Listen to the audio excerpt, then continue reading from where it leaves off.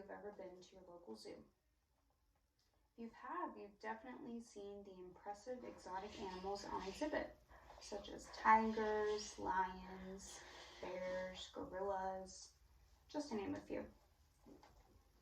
Now, you've also experienced their massive size, their paws, their teeth.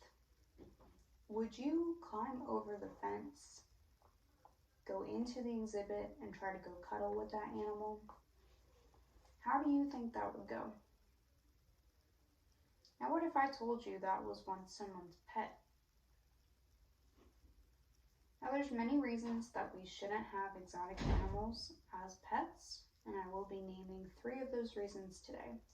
The first is that they're dangerous. The second is that we shouldn't support the exotic animal trade they come from. And the third is that they'll never truly be happy in captivity. Now, if you care for yourself, your family, your community, you would not own an exotic animal as a pet. Now, they're not domesticated like your dogs or your cats. They haven't been bred for generations with favorable traits.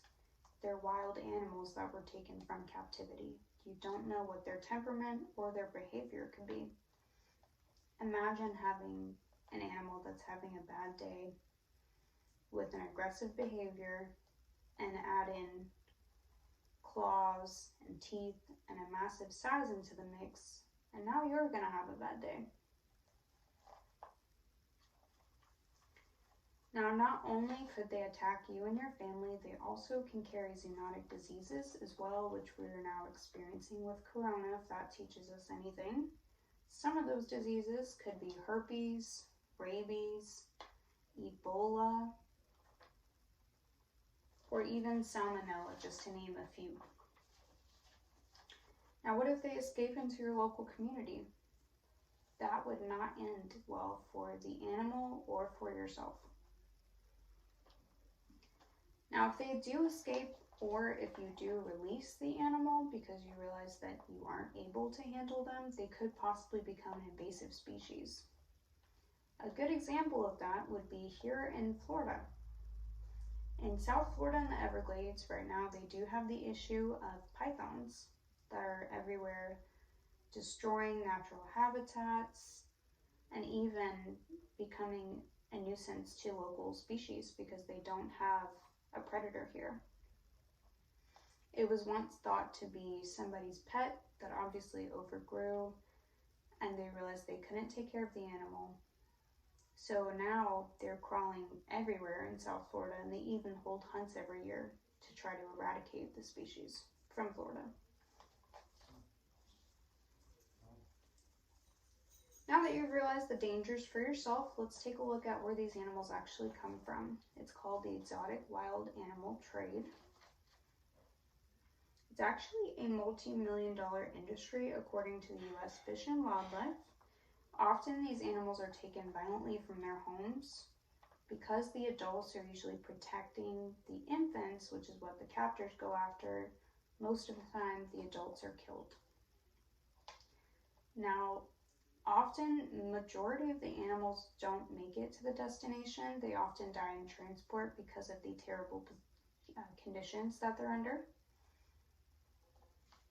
Now, according to World Animal Protection, up to 66% of African gray parrots do not make it through transport. Not only was it a sad beginning, but now the animal's going off to live a life of neglect and captivity. We are not able to satisfy the basic needs that these animals have for their instincts. Needs such as space, special diets, or even socialization with their own species. You've been to the zoo, you've seen the exhibits and how large and amazing they are. Now, I bet your home or your backyard does not measure up to that.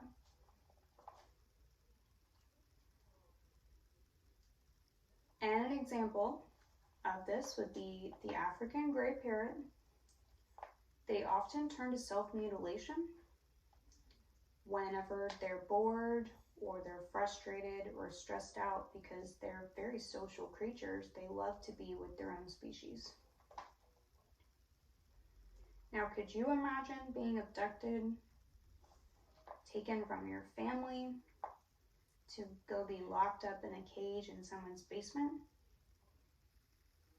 Because humans have basic needs, why wouldn't these animals? Now, I know it seems like a really unique and fun experience to own an exotic animal, especially with all of the videos coming out right now on social media with the cute exotic animals people have. But you're really only settling your own selfish desires by thinking you'd be able to provide what these animals need in your home or your backyard. So do everyone a favor and go adopt. Go get a dog or a cat or buy a goldfish, something that's actually suitable for not only you, but for your family and for your community.